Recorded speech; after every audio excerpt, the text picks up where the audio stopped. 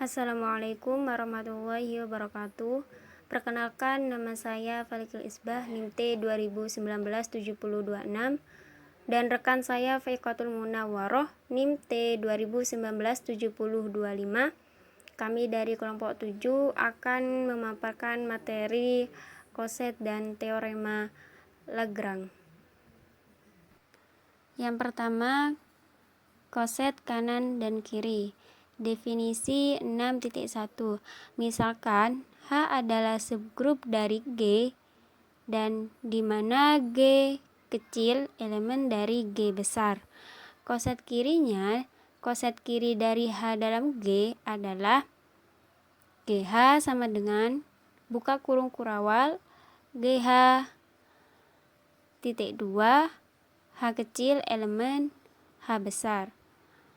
Koset kanannya dapat didefinisikan dengan cara yang sama dengan HG sama dengan buka kurung kurawal HG titik 2 H kecil elemen H besar.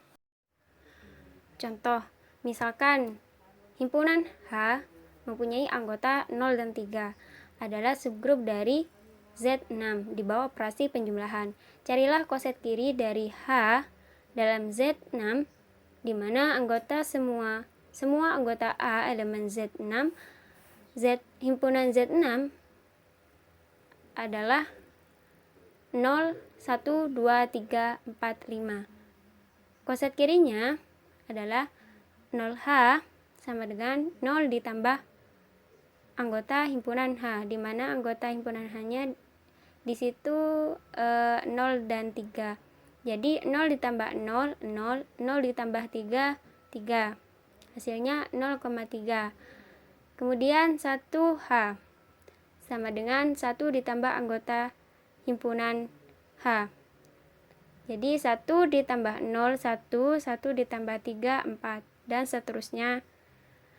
Kemudian selanjutnya dengan cara yang sama, koset kanannya adalah H0 sama dengan anggota himpunan H 0,3 ditambah 0.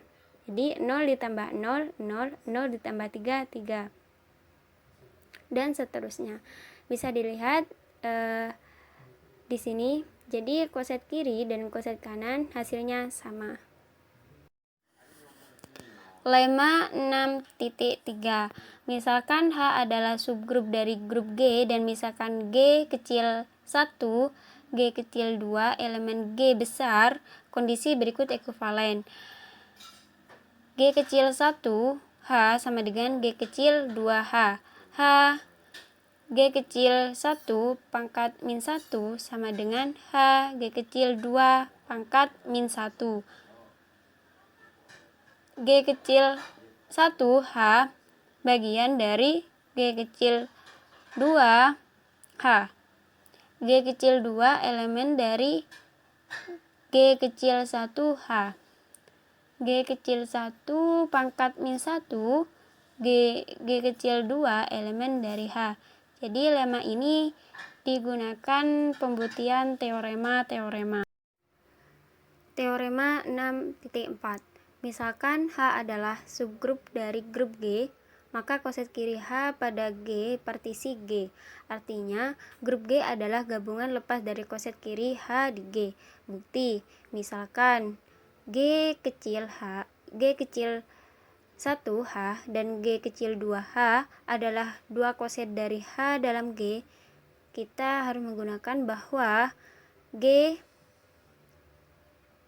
kecil 1 H gabungan dari G kecil 2H sama dengan himpunan kosong, atau G kecil 1 H sama dengan G kecil 2H. Misalkan G kecil 1H gabungan G kecil 2H tidak sama dengan himpunan kosong, dan A elemen dari G kecil 1H gabungan dari G kecil 2H. Kemudian dengan definisi dari koset kiri, A sama dengan G kecil 1H 1 sama dengan G kecil 2H2 untuk beberapa elemen H1 dan H2 di H besar. Oleh karena itu, G kecil 1 sama dengan G kecil 2 H2 H1 pangkat min 1 atau G kecil 1 elemen dari G kecil 2H. Ini pakai lema 6.3 di mana G kecil 1H sama dengan G kecil 2H. Assalamualaikum warahmatullahi wabarakatuh. Saya Faikotul Munawaroh dengan NIM T20197025. Saya akan menjelaskan penjelasan selanjutnya, yakni tentang teorema Lagrange. Teorema yang pertama yakni berbunyi, jika G sebarang grup berhingga dan S grup bagian G, maka orde S membagi orde G.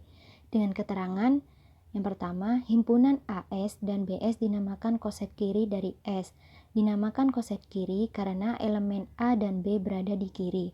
Dengan definisi, AS sama dengan AS untuk S dalam S. Yang kedua, karena S sama dengan ES, maka berarti S merupakan koset kiri juga. Jika AS tidak sama dengan S, maka AS tidak mengandung identitas E.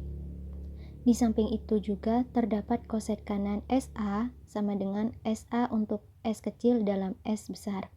Dalam notasi penjumlahan, koset kiri ditulis sebagai AS, A plus S sama dengan A plus S untuk S kecil dalam S besar.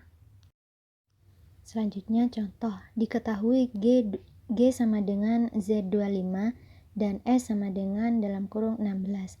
Akan diperhatikan penyekatan grup G ke dalam koset-koset kiri dari S. Himpunan S sama dengan yaitu 16, 6, 21, 11, 1.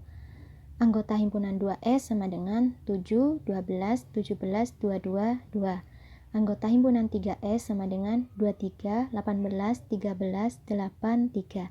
Dan anggota himpunan 4S sama dengan 14, 24, 9, 19, 4. Berarti koset-koset kiri dari S membagi 20 elemen dalam Z25 ke dalam 4 himpunan bagian yang saling asing dan masing-masing mengandung 5 elemen. Teorema yang kedua yakni jika G sebarang grup berhingga berorde N dan NA sebarang elemen G, maka orde A membagi orde G. Bukti, elemen A membangun grup bagian siklik dalam kurung A dengan menggunakan definisi orde dari A sama dengan orde dari A dalam kurung. Dan dengan mengingat teorema Lagrange, orde dari grup bagian dalam kurung A membagi orde G. Bilangan prima mempunyai arti penting dalam teori grup dan teorema Lagrange memberikan informasi penting tentang grup dengan orde prima.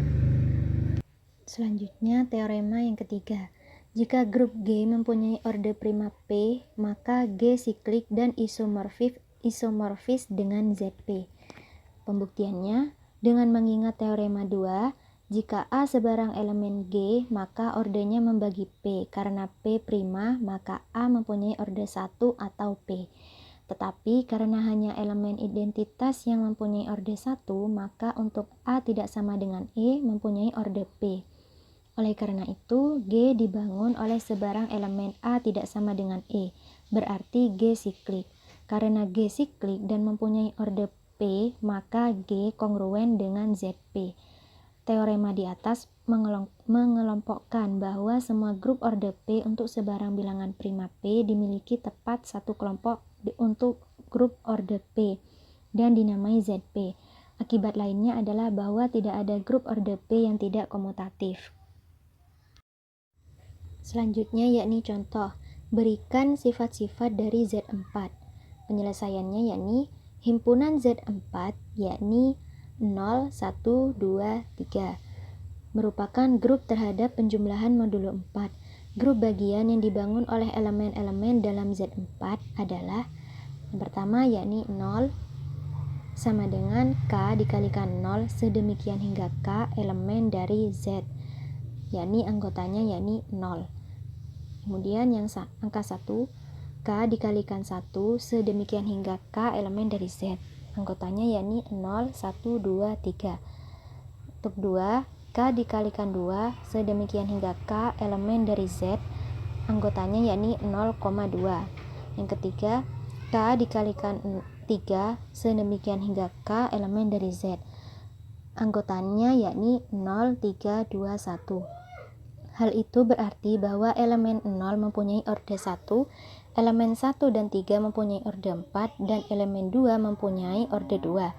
Sehingga grup tersebut siklik karena ada elemen dalam Z4 yang mempunyai orde 4 yaitu 1 dan 3. Grup bagian dari 0, 0,2 dan Z4 yang berturut-turut mempunyai orde 1, 2, dan 4.